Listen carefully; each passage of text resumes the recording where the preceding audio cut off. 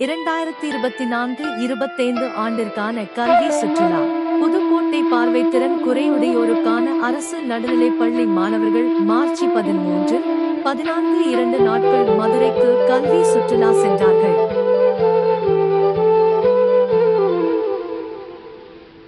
அனுமதி வழங்கிய மாற்றுத்திறனாளிகள் நலத்துறை ஆணையர் மற்றும் மாவட்ட ஆட்சித்தலைவர் அவர்களுக்கும் நன்றிகள்.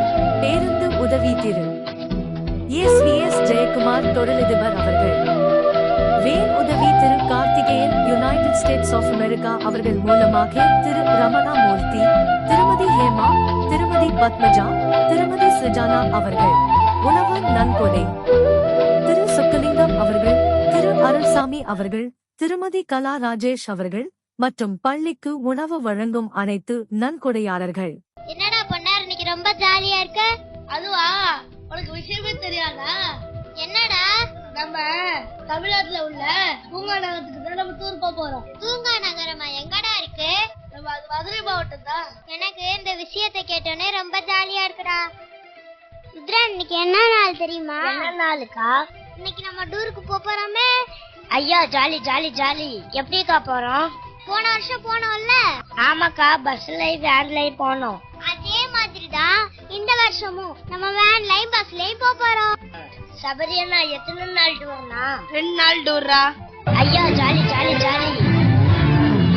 எங்க பள்ளி மாணவர்கள் பஸ்ல என்ன ஆட்டம் போடுறாங்க பாருங்களே. கோட்டனா அது எங்க பள்ளி புதுக்கோட்டை தான். அப்படித்தான் ஆடுவாங்க, குத்தாட்டம் போடுவாங்க. வீடியோவை லாஸ்ட் வர பாருங்க, அப்ப தெரியும்.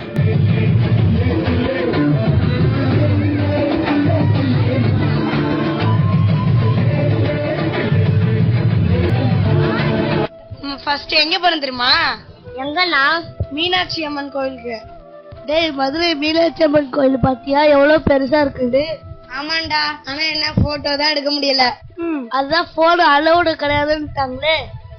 அதனாலதான்டா கோவிலுக்கு வெளியில வந்து நம்ம குரூப் போட்டோ எடுத்துக்கிட்டோம். என்னடா ஒரே சவுண்டா இருக்கு? எல்லாரும் டான்ஸ் ஆடுறாங்கடா. வாடா, நம்மளும் போய் ஒரு ஆட்டத்தை போடுவோம்.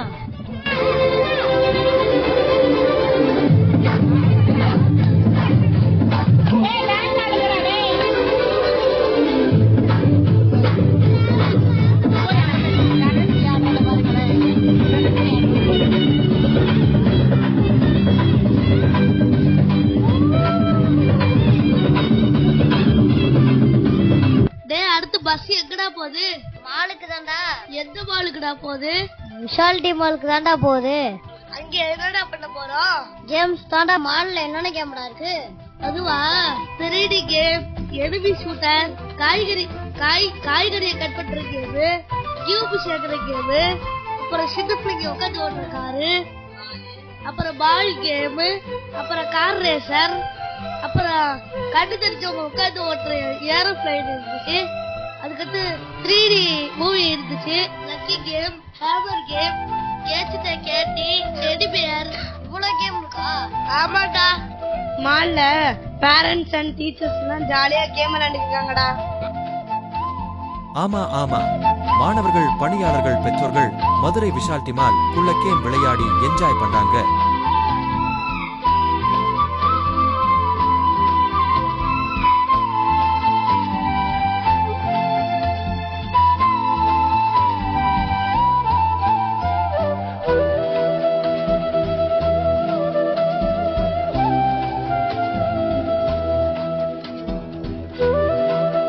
சசிகுமார் ஓட்ட வேகத்தை பார்த்தா கோட்டைக்கே போயிடுவான் போல.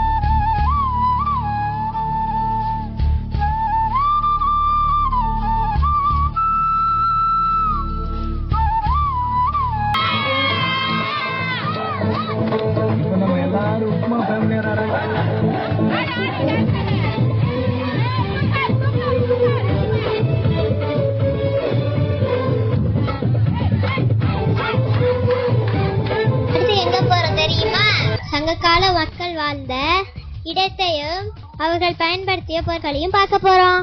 என்னன்னு யோசிக்கிறீங்களா? அதுதான் கீழடி போறோமே. கீழடியில தமிழ்நாடு தொல்லியல் ஆராய்ச்சி மையம்னு சொல்றாங்க. 6 பகுதியா இருந்துச்சு. ஒவ்வொரு பகுதியிலையும் பண்டைய மக்கள் யூஸ் பண்ண பொருட்களும் அதை பற்றிய தகவல்களும் மிகவும் பயனுள்ளதா இருந்துச்சு.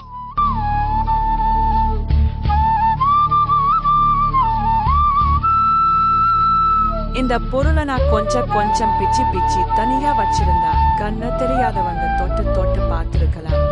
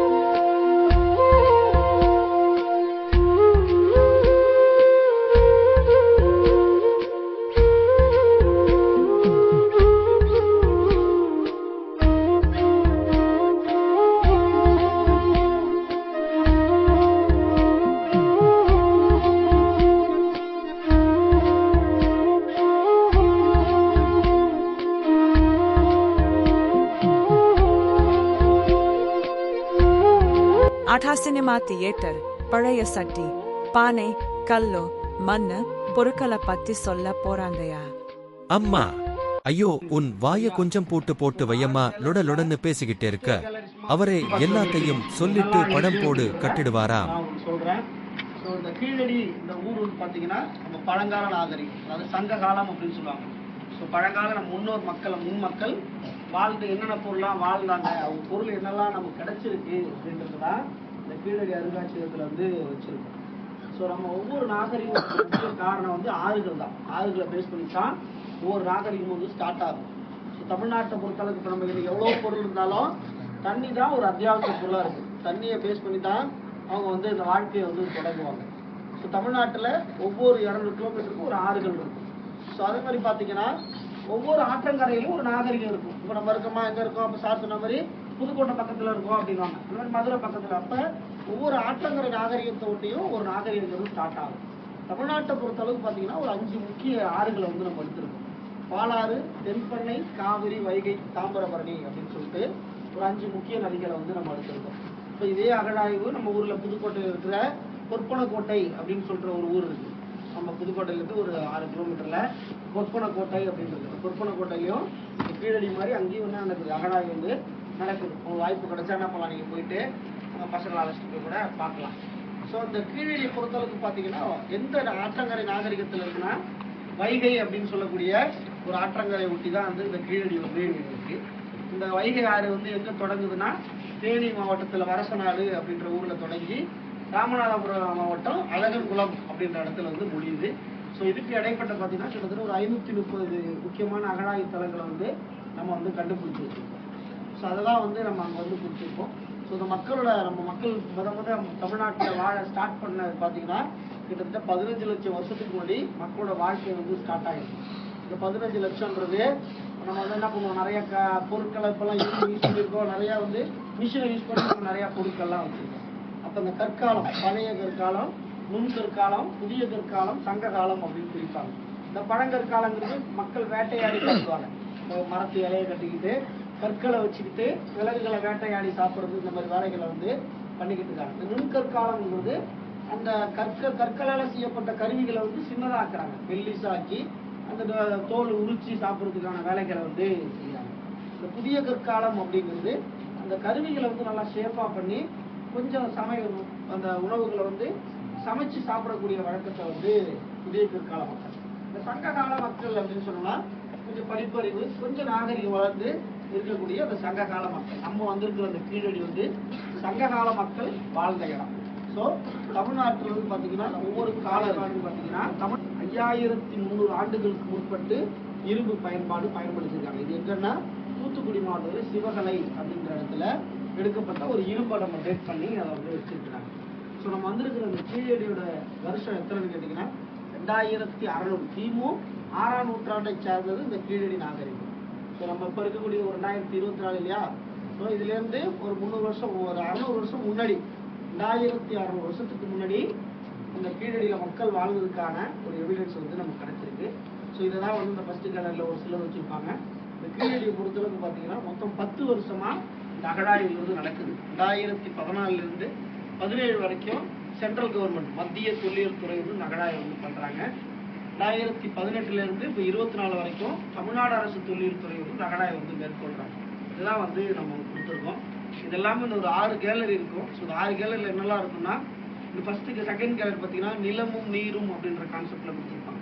ஸோ நம்ம நிலத்தை வச்சியும் நீரை வச்சும் என்னெல்லாம் வந்து யூஸ் பண்ணோம், என்னெல்லாம் பொருட்கள் விளைஞ்சு இப்பெல்லாம் என்னென்ன பண்ணோம் அப்படின்றத இந்த செகண்ட் கேலரியில் கொடுத்துருப்போம். ஸோ இந்த செகண்ட் கேலரியில் பார்த்தீங்கன்னா இந்த நிலமும் நீரும், ஸோ நீங்கள் படிக்கிறப்ப என்ன பண்ணுவாங்க சொல்லுவாங்க டீச்சர், 5 வகை நிலங்கள் சொல்லுவாங்க. குறிஞ்சி, முல்லை, மருதம், நெய்தல், பாலை, மலை, மலையும் சேர்ந்த இடம், காடு சதுரம், வயலும் இந்த மாதிரி என்னென்ன வகை அப்படின்னு கொடுத்துருப்போம். அதே போல் 6வது கட்ட அகழாய்வில் நமக்கு ஒரு பெரிய மிருகத்தோட எலும்பு நம்ம கிடச்சிது. அதை நம்ம வந்து டெஸ்ட் பண்ணுறப்ப ஒரு திமிழ் உள்ள காளை, இப்போ நம்ம காளை மாடு வளர்க்குறோம் இல்லையா, புதுக்கோட்டை போட்டோவில் எங்கே பார்த்தாலும் ஜல்லிக்கட்டை தான் இருக்கும். புதுக்கோட்டை மாவட்டம் எடுத்துட்டீங்கன்னாவே பம்பன் நாள் ரோடாக இருக்கட்டும், ஸோ அங்கே எல்லாம் ஃபுல்லாக அந்த இதுதான் இருக்கும். ஏன்னா அவங்க ஊரில் தான் கிட்டத்தட்ட 2 வருஷம் உங்கள் ஊரில் புதுக்கோட்டையில் தான் இருந்தோம். ஸோ பயங்கரமாக எங்கே பார்த்தாலும் ஜல்லிக்கட்டாக இருக்கும், காளைகளாக இருக்கும். ஸோ அந்த எலும்பை நம்ம ஆய்வு பண்ணுறப்ப அது ஒரு திமிழ் உள்ள காளை அப்படின்னு சொல்லி நம்ம டேட் பண்ணாங்க. சங்க காலத்தில் காளை வளர்த்து ஜல்லிக்கட்டு வச்சுருந்துருக்கலாம், வீட்டில் வளர்த்துருந்துருக்கலாம், விவசாயத்துக்கு பயன்படுத்திருக்கலாம். இதுக்கெல்லாம் அந்த காளை நம்ம கிடச்சிது. அதுக்கப்புறம் பார்த்தீங்கன்னா ஸோ இறந்தா ஒரு 7 விதமாக தமிழ்நாட்டில் புதைக்கக்கூடியவங்க இருக்குது.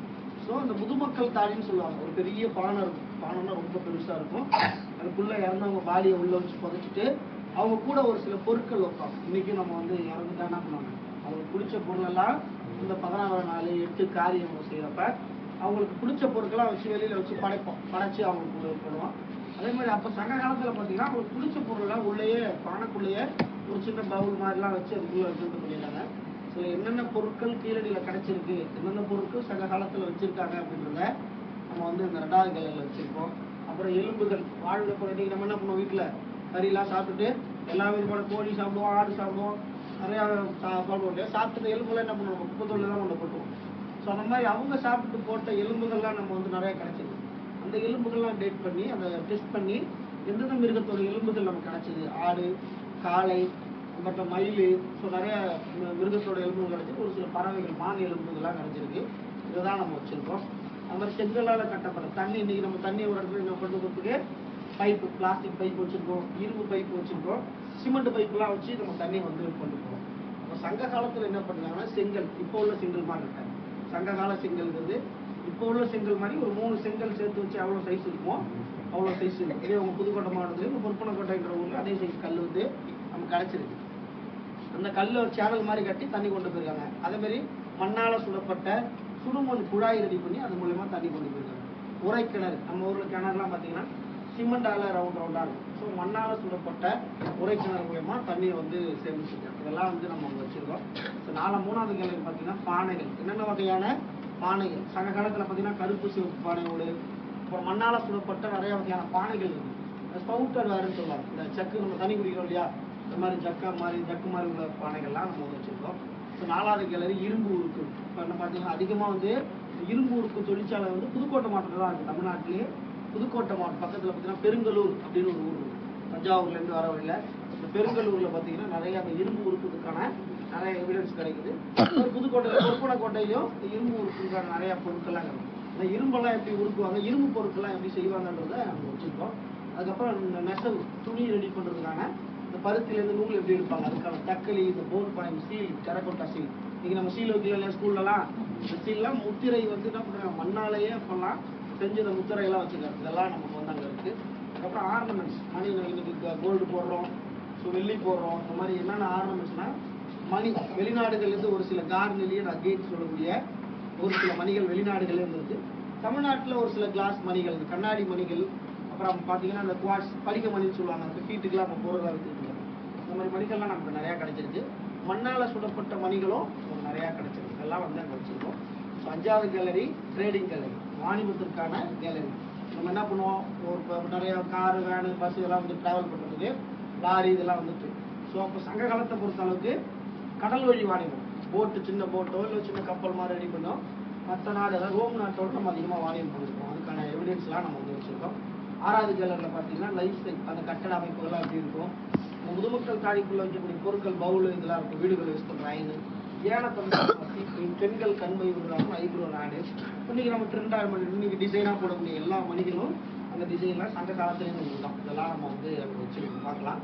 அப்புறம் விளையாட்டு, தாயக்கட்டை விளையாடுவோம் இல்லையா, இந்த செஸ் காயின் வச்சு தாயக்கட்டை விளையாடுவோம். அதில் செஸ் காயின்ஸ்லாம் அதை வந்து ஏலத்தில் தள்ளி பண்ணியிருக்காங்க, மண்ணாலையும் பண்ணியிருக்காங்க.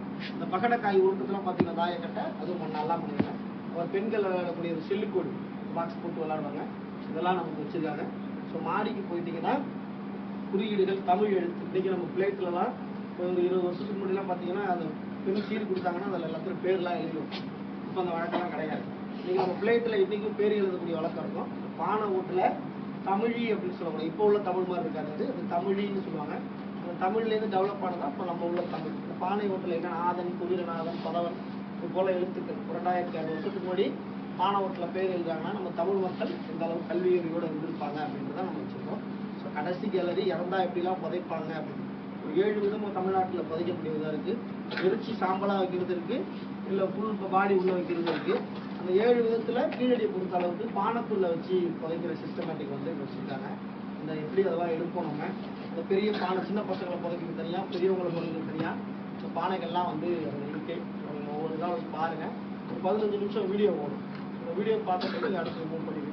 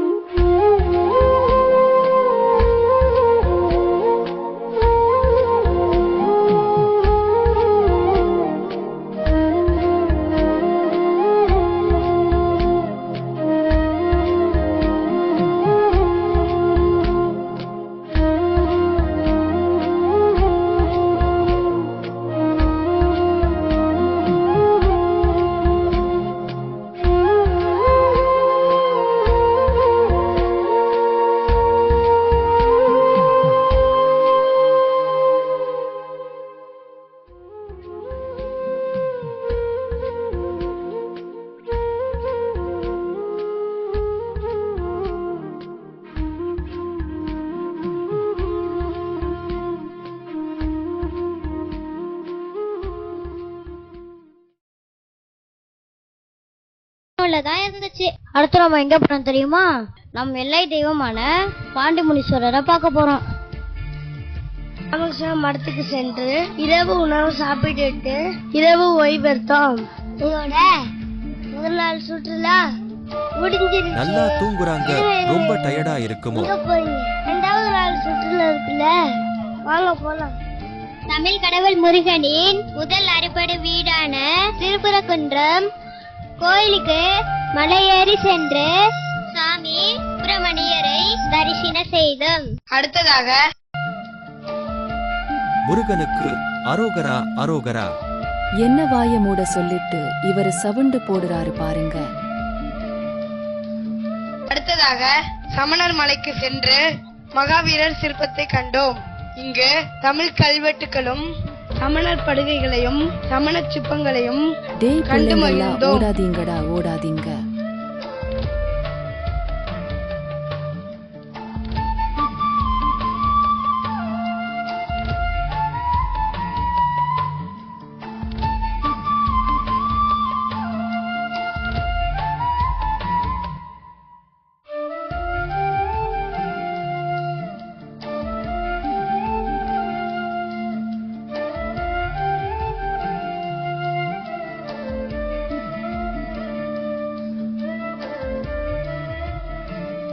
திருமலை நாயக்கர் மகாலுக்கு சென்றோம். திருமலை நாயக்கர் மகால் 1636ஆம் ஆண்டு திருமலை நாயக்கரால் கட்டப்பட்டது.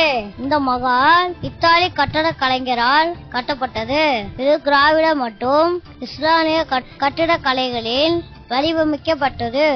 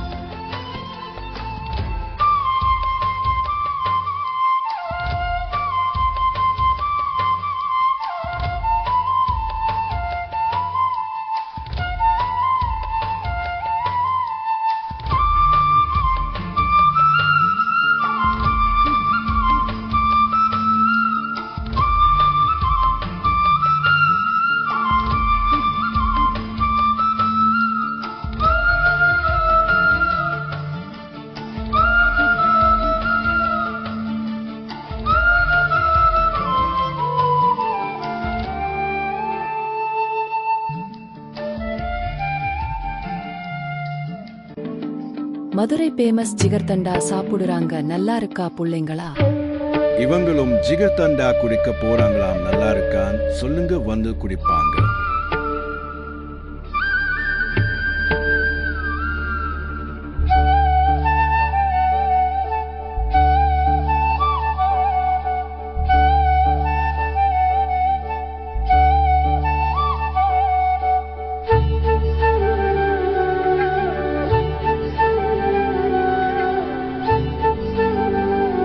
நினைவு அருங்காட்சியகம் இந்தியாவில் தேசிய தந்தையான காந்தியடிகளின் நினைவிடத்துக்கு சென்று அவரின் வரலாறு, அவர் எழுதிய புத்தகங்கள் மற்றும் அவர்கள் உபயோகித்த பொருட்கள் பற்றி அறிந்து கொண்டோம்.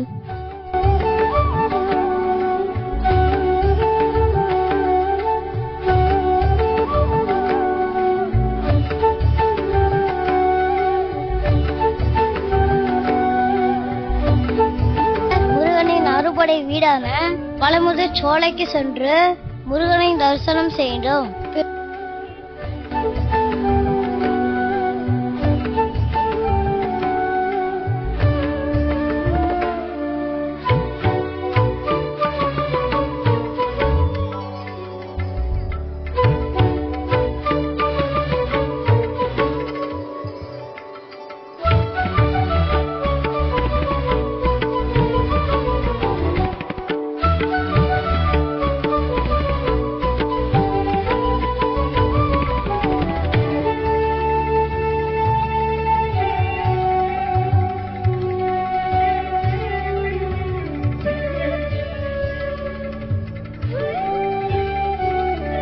டேய் தம்பி, வேடிக்கை பார்க்காத சாப்பிடு. பிறகு 18ஆம் படி கருப்புசாமியை தரிசனம் செய்து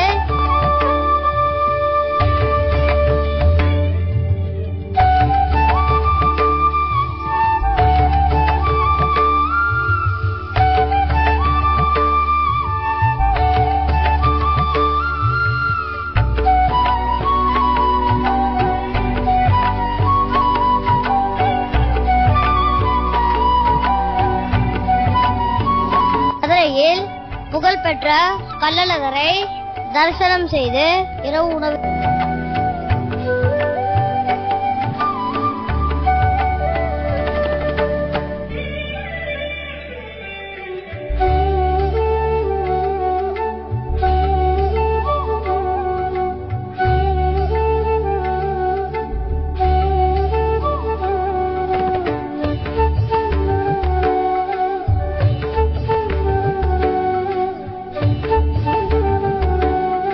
உணவுக்கு பிறகு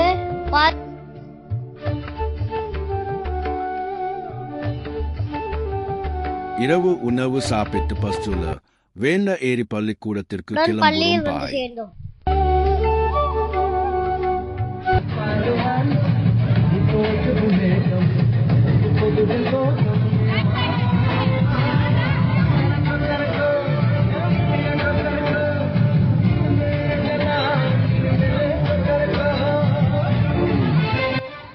இந்த பிள்ளைங்களுக்கு டயரே இருக்காது போல ஆட்டம் போட்டுக்கிட்டே இருக்காங்க.